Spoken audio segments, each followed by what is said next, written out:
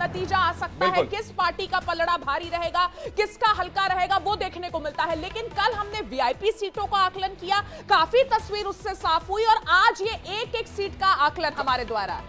एक चीज तो ये पिक्चर क्लियर हो गई कल के इस सर्वे के बाद, महा एग्जिट पोल के इस सर्वे के बाद, कि जो बीजेपी का फैसला था दिग्गजों को उतारने का, उसमें उन्हें रणनीतिक एज मिलती हुई दिख रही है, उनको फायदा होता हुआ दिख रहा है। आगे बढ़ते हैं, चलिए अब हिंडौन विधानसभा की बात करते हैं। राजकुमार जाटव यहाँ बीजेपी की उम्मीदवार हैं, अनीता जाटव को उनके अगेंस्ट उतारा गया है, लेकिन अनीता जाटव जो है वो कांग्रेस की कैंडिडेट भारी पड़ती दिख रही है।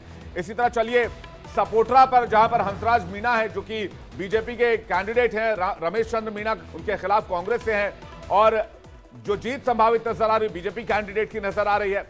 इसी तरह बांदीकुई चलिए, जहां पर भागचंदा डाकरा बीजेपी कैंडिडेट हैं, तो गजराज खटाना जो है कांग्रेस कैंडिडेट है, और यहां बीजेपी कैंडिडेट का पलड़ा भारी दिख रहा है, उनकी जीत की संभावना ज्यादा नजर आ रही है। इसी तरह लालसोट चलिए, आप लालसोट में जो रामविलास मीणा है बीजेपी कैंडिडेट हैं, उनका पलड़ा भारी दिख रहा है, उनकी जीत की संभावना ज्यादा दिख रही है, जबकि प्रसादी जी जिनको कांग्रेस ने उतारा है वहां पर वो वीक दिख रहे हैं।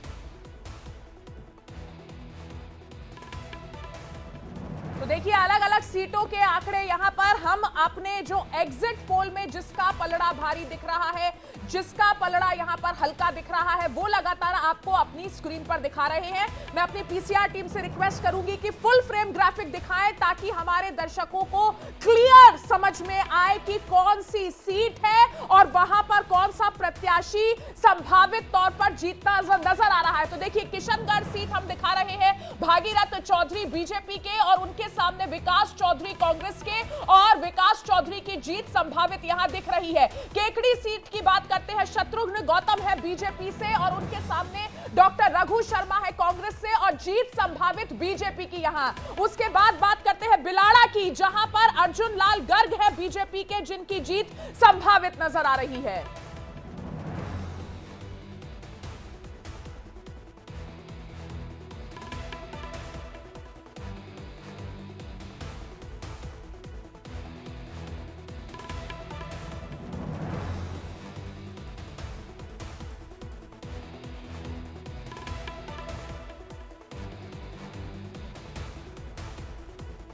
और इसके साथ ही हमने अपने रिपोर्टर्स का एक बहुत बड़ा एक नेटवर्क उतारा जमीन पर, जिसके जरिए हमें ये आंकड़े मिले हैं। खेरवाड़ा विधानसभा की तस्वीर आप देख रहे हैं, डूंगरपुर की आपने तस्वीर देखी, मुकाबला कांटे का है।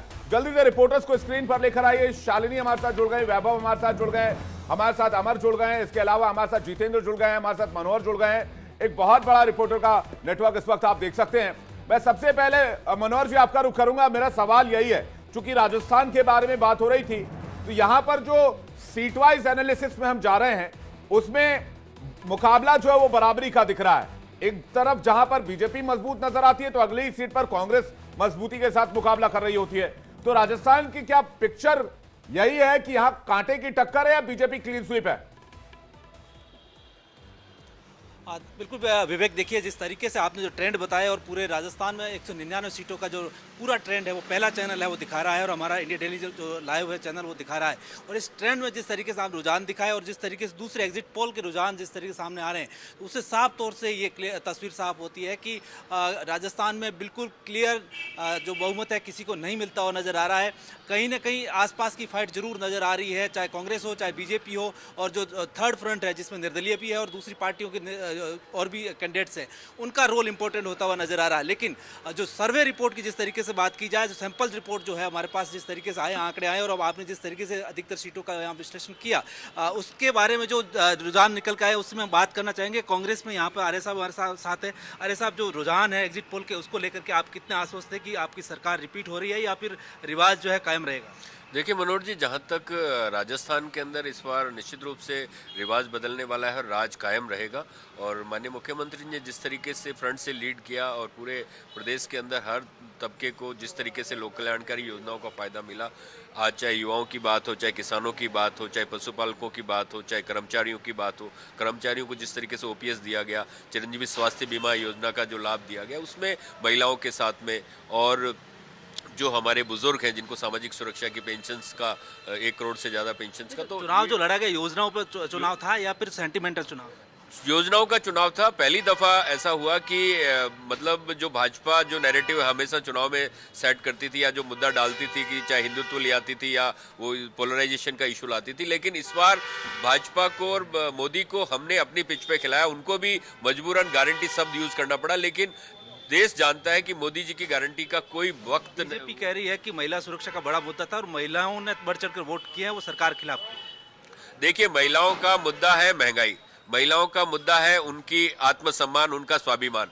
तो राजस्थान सरकार ने इस बार जो गृह लक्ष्मी योजना के तहत प्रति वर्ष 10,000 रुपए देना सुनिश्चित किया, उसके अलावा रसोई गैस का सिलेंडर और महंगाई राहत शिविरों के माध्यम से महिलाओं को जो राहत प्रदान की गई, क्योंकि घर को चलाने की जिम्मेदारी महिलाओं की होती है, तो सरकार ने महिलाओं का पूरी तरीके से ध्यान रखा। और जो ये भाजपा के लोग झूठ फैलाते हैं एनसीआरबी के आंकड़ों को लेकर, जबकि आपको पता है मध्य प्रदेश के अंदर हो, चाहे उत्तर प्रदेश के अंदर हो, चाहे भाजपा शासित कोई भी राज्य हो, वहां पर महिलाओं की मनोहर, स्थिति एक बार सुरभि का भी राजस्थान से रुख कर बदतर लेते है। हैं। लेकिन अपनी तरफ से वादे किए जा रहे हैं कांग्रेस के द्वारा कि यहां पर सत्ता पर एक बार फिर से काबिज होगी कांग्रेस, लेकिन बीजेपी के क्या दावे हैं सुरभि?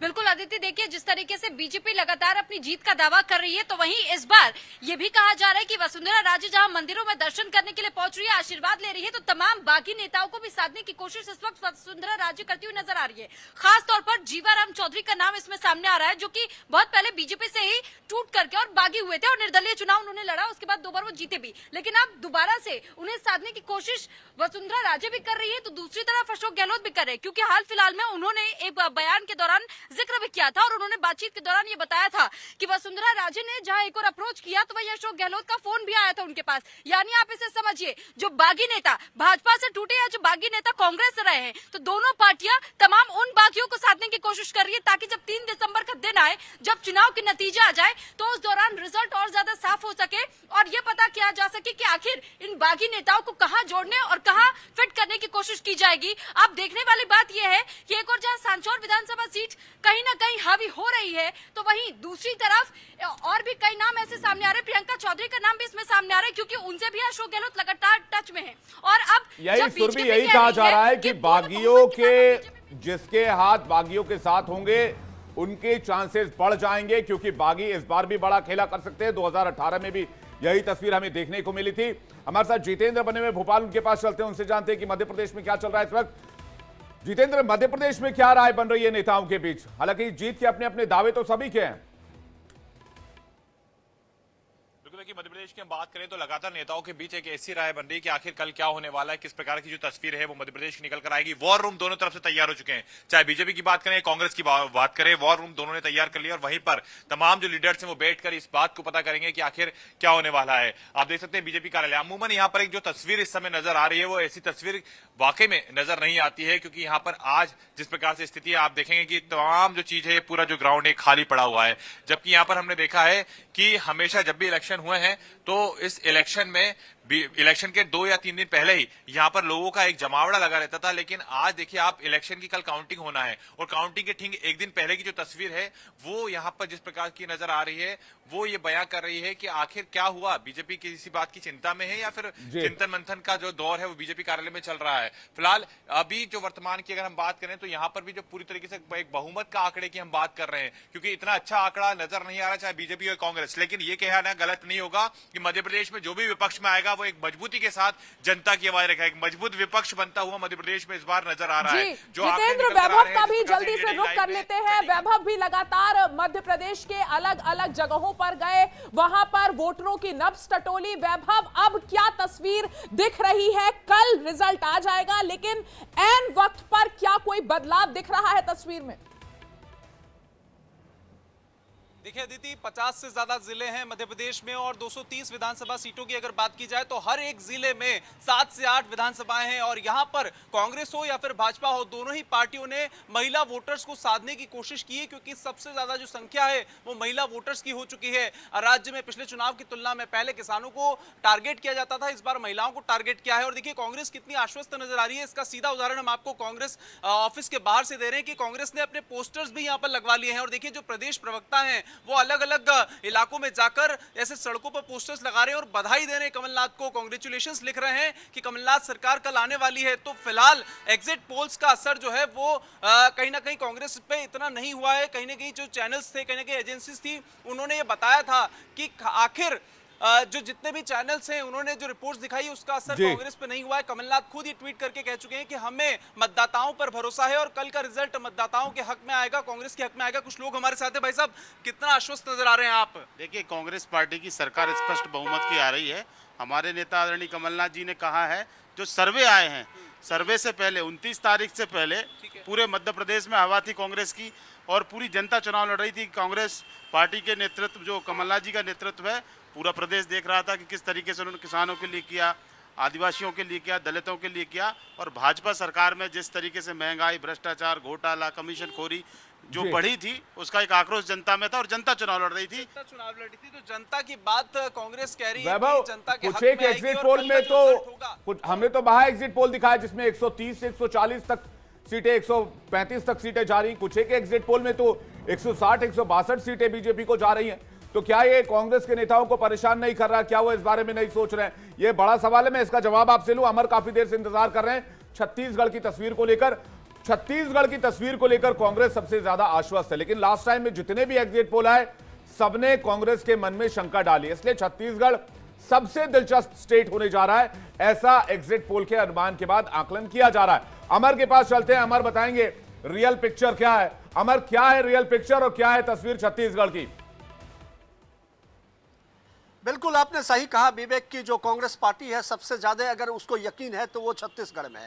कांग्रेस को लग रहा है कि छत्तीसगढ़ में दोबारा सरकार बनने जा रही है, क्योंकि उन्होंने जो काम किए हैं उस काम पर उनको भरोसा किया जाएगा। आज हमारी मुलाकात जो है रमन सिंह, जो पूर्व भारतीय जनता पार्टी के मुख्यमंत्री थे, उनसे भी हुई। उनको भी उनसे जब बात हुई तो उन्होंने ये कहा कि हम जो है 46 सीट जीतने जा रहे हैं, 46 से 47 सीट जीतने जा रहे हैं। जबकि कांग्रेस पार्टी ये कह रही है कि 50 हम क्रॉस करेंगे किसी भी कीमत पर। और यही वजह है कि कांग्रेस पार्टी अब जो है अपने विधायक को सुरक्षित लगने की कोशिश कर रही है। ये कांग्रेस मुख्यालय है छत्तीसगढ़ का और यहाँ पर एक वॉर रूम बनाया गया है कि ताकि अगर किसी भी तरह की कोई खबर आती है तो यहाँ तुरंत जो है उस पर एक्शन किया जाए। सभी विधायक को अलर्ट कर दिया गया है और कहा गया है कि आप जो है किसी भी वक्त, जब तक आपको सर्टिफिकेट नहीं दिया जाता है जीत करके, तब तक आप जो है बूथ को आप शालिनी का रुख कर लेते हैं। अमर, आप सही बात कह रहे हैं कि यहाँ पर जो आश्वस्त है कांग्रेस, लेकिन लास्ट टाइम पर खेल हो सकता है। शालिनी के पास क्या रिपोर्ट है?